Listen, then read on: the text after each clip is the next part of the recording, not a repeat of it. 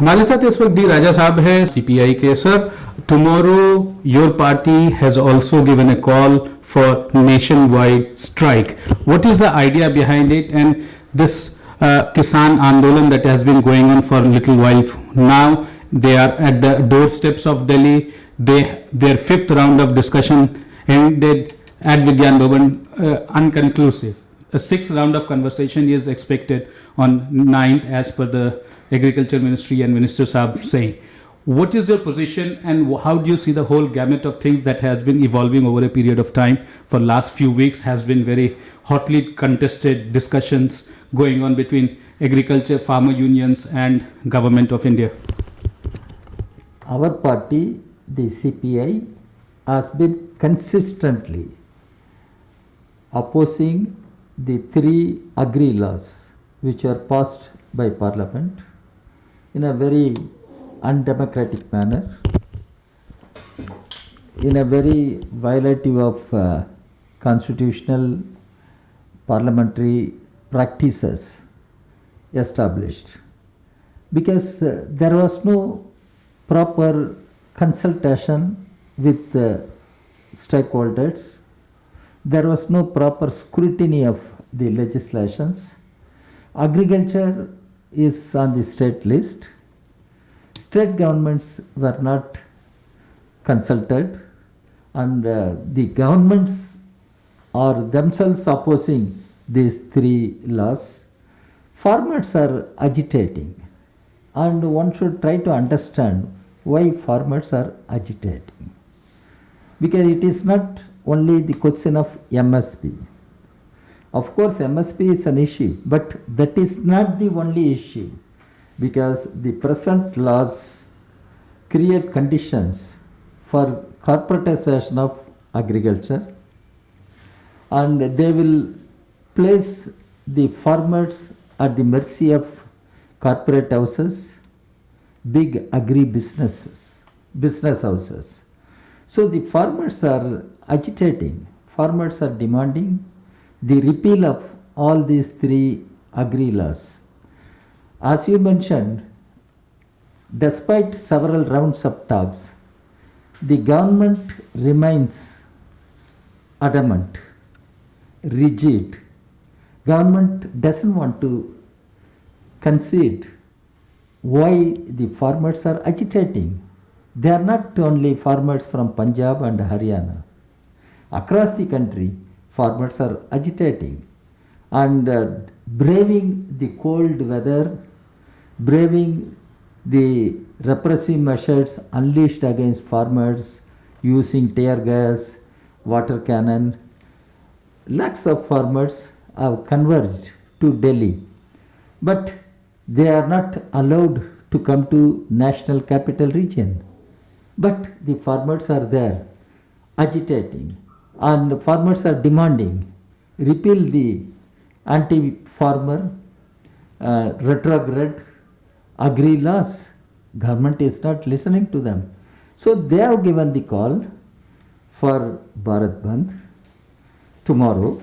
Yes, our party has extended full cooperation and support to Bharat Bandh.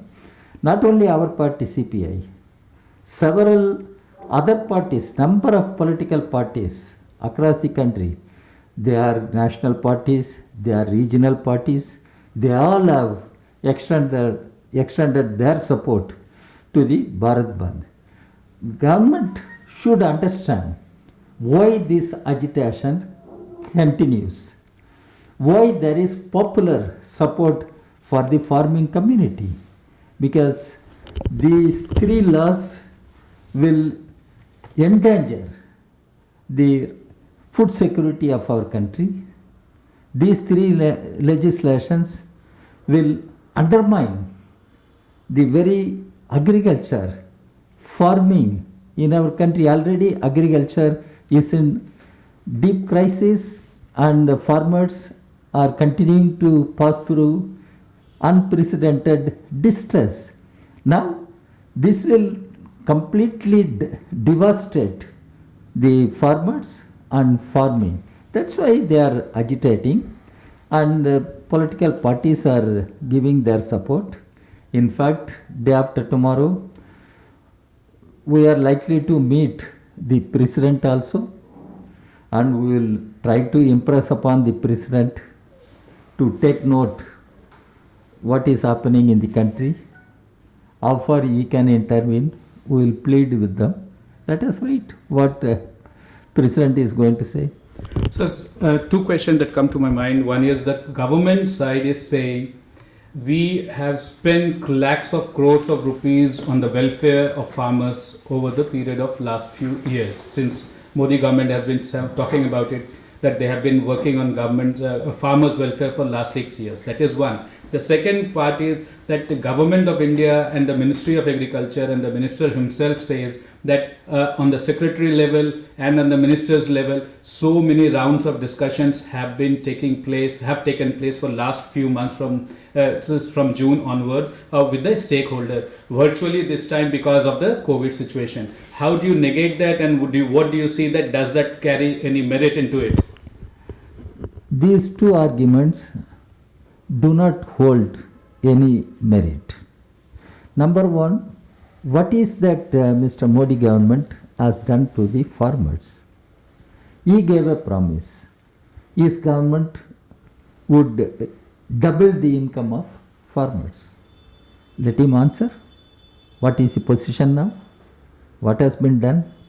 You ask Mr. Modi, you ask the agriculture minister. This is number one. Number two, there was consultation with many people, ministers, this, that. But I must ask you, agriculture is on the state list. Even after consultations, why the state governments are opposing? It is not just politics, because agriculture varies from state to state. Punjab has one type of agriculture where wheat, paddy, they are cultivated. But in some other states, Kerala, it is rubber, it is all other commercial crops, pepper, coffee, everything. So it is the state government which knows the ground realities. It is the state government which addresses the concerns of the farmers. That is why the state governments are very critical of these three agri laws and they oppose. So the present situation shows there is no consensus on these three agricultural laws. So do you think that, we should be proud that India has such a wide variety of flora and fauna, so different places grow different states grow different crops. What you said about Kerala is not equivalent to Punjab, and Punjab is not equivalent to Kerala. But in Delhi, government has also approved brought the Delhi Gazette. They have agreed to the laws of the central, all the three laws, when they have agreed to APMC. APMC has been understood to be a progressive thing. Do you think that that is not the case, or do you think that there is a way that could be found, a mid path could be found, because farmers are adamant to repeal all three laws? That is what they say. Unless until you repeal all three laws, there is no headway in the talk. No, whatever Delhi government has said, I think Mr. Kejriwal is capable of answering. But why AAP is extending support to the protest, to the Bharat Bandh, if they have agreed upon all three laws? Why they are opposing now? Why they are supporting the farmers' agitation? You must ask the Delhi Chief Minister, why are you supporting the farmers' agitation? And he says peaceful protest. Yes, it is peaceful protest. And why he is supporting, if he is in agreement with those three laws? That is number one. The other thing which you have asked, this APMC, we should understand, when the government brought GST, the whole purpose of GST is to create a common market for corporate houses, big business houses. Now the reforms which they are proposing in APMC, that is also meant to help the corporate houses, big agri-business houses. Already the corporate houses, they are not confined to industries, they have entered into agriculture also. So that is why it is leading to privatization of agriculture further, corporatization of agriculture further. It will place farmers at the mercy of the corporate houses. That is what we should try to understand. And we have built up chain of Food Corporation of India godowns. Why? This practice is government used to procure food grains, giving whatever remunerative price they can give. Now if you allow corporate houses to do that job, then corporate houses are there to make profit. They are not doing any service or welfare for the country. Sir, if I may ask you, put a devil's advocate, there are 2 points. You say that the farmer's income should increase. Everybody agrees. It is agreed by cross-section of all the political parties in India. Where the funding will come? You say that GST is a prelude to corporatization of agriculture. But don't you think that agriculture produce is out of the GST because of the food grains are not part of the GST? Where do you feel is the difference that you feel that needs to be talked about and needs to be hammered first? No. As far as GST is concerned, many state governments are raising many valid questions. That is, it has deprived the state governments of their economic financial powers. So it is an encroachment or attack on the federal system of governments. There is no economic financial federalism because the government has taken over. So it is an attack on financial federalism. We should understand. The other thing, where government will get funds, that is exactly the government should address. What is the job of the government? Raising revenue. That should be the job of the government. How to raise the revenue? On one side you are reducing all your corporate taxes drastically and you are doling out massive concessions to them. It is all people's money you are giving to corporate houses. You are helping corporate houses to loot.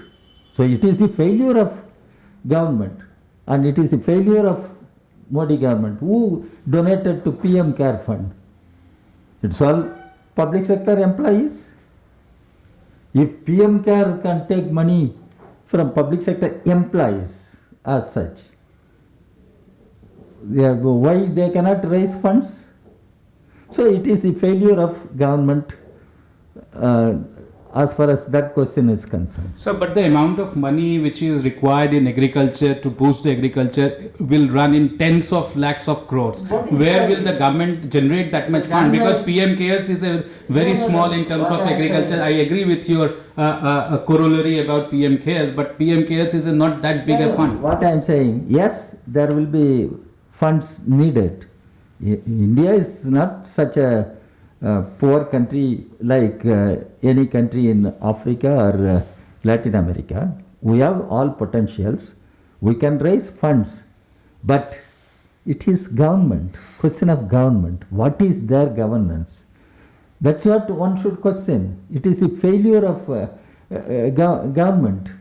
And when I say this, I am not questioning Mr. Modi as a person. I am questioning the government in which he is the Prime Minister. So let's look at the last point with the tomorrow's Hartal that is there. Where do you see that heading? Is this the beginning of some more developments to take place, or do you think that the common ground could be bridged between the agitating farmers across India and the government of India, which is ready to talk to them, and day after we are having the 6th round of talk? No, it all depends upon the attitude of the government. government, even some channels are accusing the farmers. Farmers are adamant, demanding the repeal of 3 laws.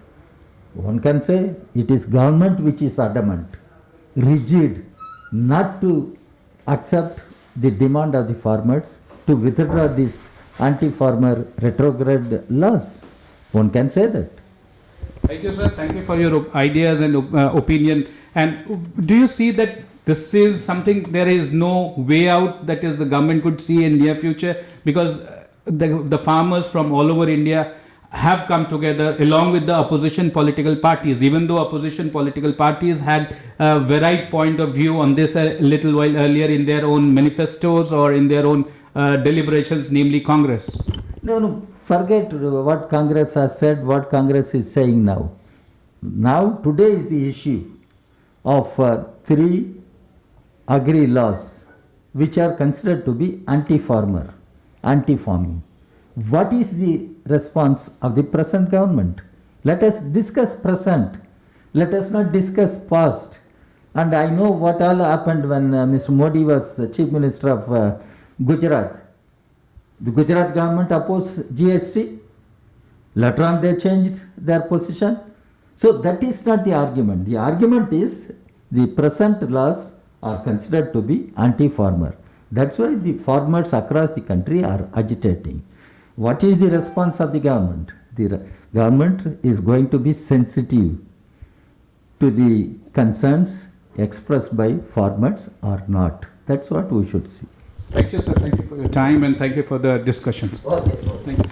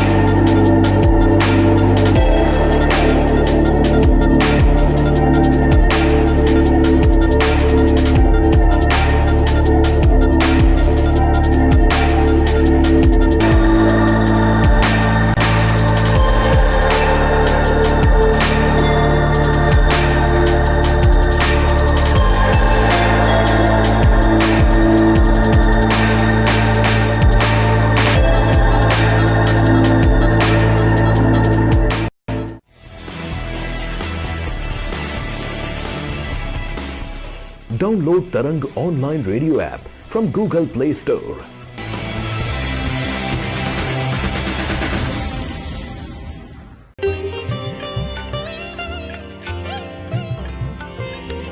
You are listening to Tarang Devotional Online Radio.